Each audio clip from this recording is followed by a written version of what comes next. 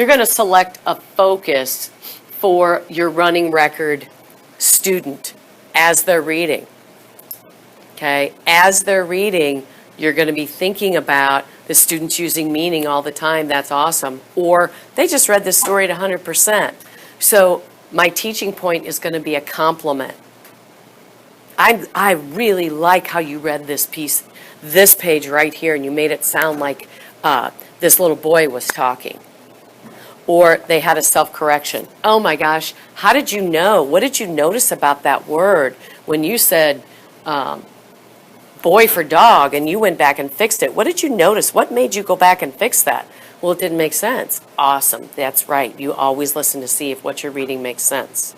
So sometimes your focus is a compliment, and other times your focus is a teaching point because they have airs that you can say, I'm going to jump in on that and talk to them about that air.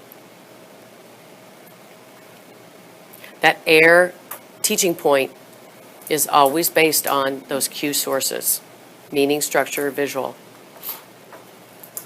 Let's say they didn't self-correct that word boy for dog in their sentence.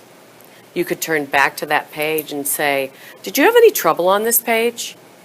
Did you have any tricky parts? No. And you know they did. You say, oh, I noticed here on this part that you said boy and the word was dog. Or listen to me read this sentence and see if it makes sense. The boy was barking loudly. Does that make sense? No. Well, look at that sentence again and see if you can fix it. Oh, what wasn't right? Oh, I said boy for dog. Yeah, that's right.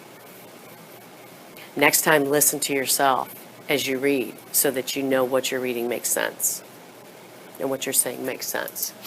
Okay, so that's what I mean by selecting a focus. Your focus is always based then